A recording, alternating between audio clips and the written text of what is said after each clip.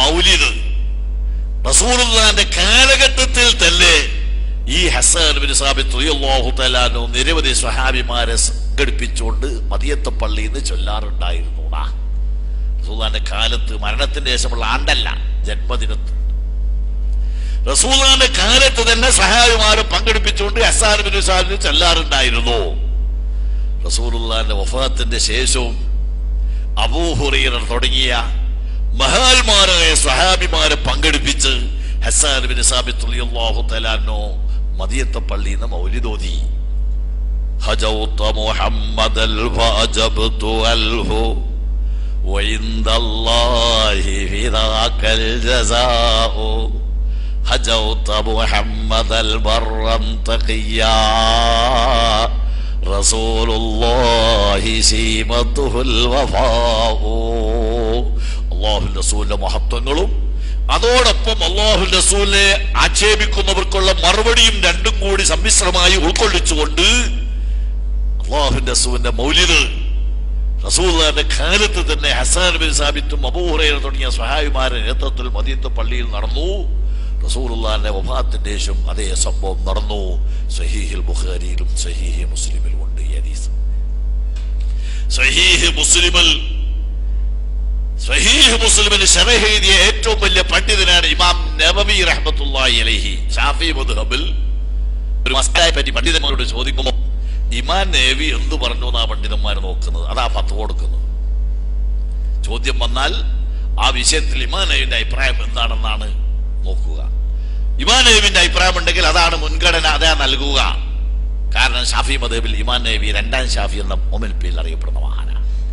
ഈ ഇമാം നബവി റഹ്മത്തുള്ളാഹി അലൈഹി ഈ ഹദീസ് വിശദീകരിച്ച് ശറഹ് മുസ്ലിമിൽ എഴുതി. ഈ ഹദീസ് നമുക്ക് നൽകുന്ന പാഠം, ആരംഭ നബി സല്ലല്ലാഹു അലൈഹി വസല്ലം മൗലിദ് അവിടുത്തെ മദ്ഹ് പള്ളികളിൽ വെച്ച് ചെല്ലൽ സുന്നത്താകുന്നു എന്ന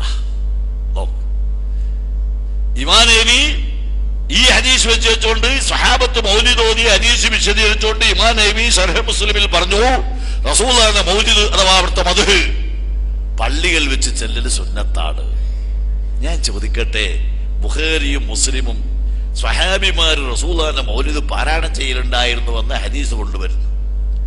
ഇമാം നബിയെ പോലത്തെ പണ്ഡിതന്മാർ ആ ഹദീസ് മനസ്സിലാക്കിക്കൊണ്ട് റസൂലുള്ളാഹിന്റെ മൗലിദും മദ്ഹും പള്ളിയിൽ വെച്ച് ചൊല്ലൽ സുന്നത്താണെന്ന് അവരെ ഗ്രന്ഥങ്ങൾ രേഖപ്പെടുത്തുന്നു. മുസ്ലിമീങ്ങൾക്ക് ഇനി വേറൊരു തെളിവിന്റെ ആവശ്യമുണ്ടോ ഈ വിഷയത്തിൽ? ഇമാം നബിയും അതുപോലത്തെ മഹാന്മാരായ അയിമ്മത്തുകളും ഒരു കാര്യം സുന്നത്താണെന്ന് അവരെ ഗ്രന്ഥത്തിൽ രേഖപ്പെടുത്തിയിട്ട് സ്വഹാബത്ത് അവരുടെ ജീവിതത്തിൽ നിരന്തരമായി നിലനിർത്തിപ്പോകുന്ന ഒരു ആചാരം, അത് നിർവഹിക്കാൻ ഇനി മറ്റൊരാളെ പാസും അംഗീകാരവും ആവശ്യമുണ്ടോ ഈ സമൂഹത്തിന്? നാം അതാ ചിന്തിക്കേണ്ടത്. അതുകൊണ്ടാണ് ഈ മുസ്ലിം ഉമ്മത്ത് ഏത് കാലഘട്ടത്തിലും അതിന്റെ രൂപങ്ങൾ ചിലപ്പോൾ വ്യത്യാസമുണ്ടാകും. മുളഫർ രാജാവിന്റെ കാലത്ത് ചില രൂപങ്ങൾ ഉണ്ടാകും, ഫാക്കിഹാനിന്റെ കാലത്ത് വേറെ ചില രൂപമുണ്ടാകും. അങ്ങനെ രൂപങ്ങളിൽ വ്യത്യാസമുണ്ടെങ്കിൽ എന്നല്ലാതെ അടിസ്ഥാനപരമായി ഈ റസൂലുള്ളാഹിന്റെ മദ്ഹ് പറയുന്ന റസൂലുള്ളാഹി സ്വല്ലല്ലാഹു അലൈഹി വസല്ലം മഹത്വങ്ങൾ വിവരിക്കുന്ന മൗലിദ് ചിലപ്പോൾ മാംസം വിധം ചെയ്തിട്ടുണ്ടാവും, ചിലപ്പോൾ മാംസം വിധം ചെയ്തിട്ടുണ്ടാവില്ല.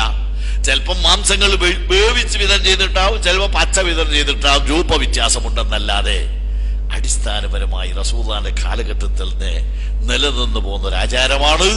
ഇന്നും മുസ്ലിമീങ്ങൾ അത് നിലനിൽക്കുന്നുണ്ട്. ഇതാണ് വസ്തുത. ബുദ്ധിപരമായി ചിന്തിച്ചാലും ലോകത്തിന് മുമ്പിൽ അള്ളാഹുവിന്റെ റസൂലിനെ പരിചയപ്പെടുത്തുകയും റസൂലുള്ളാഹിനെ ഓർമ്മിക്കുകയും റസൂലുള്ളാഹിന്റെ മഹത്വങ്ങൾ പറയുകയും ചെയ്ത് മനുഷ്യൻ സ്വന്തം ശരീരത്തിന്റെയും കേൾക്കുന്നവരുടെയും ഈമാൻ വർദ്ധിപ്പിക്കുക, ഇത് പറ്റില്ല എന്ന് പറയാൻ ഏത് മനുഷ്യന് കഴിയും? പ്രിയപ്പെട്ട സഹോദരന്മാരെ,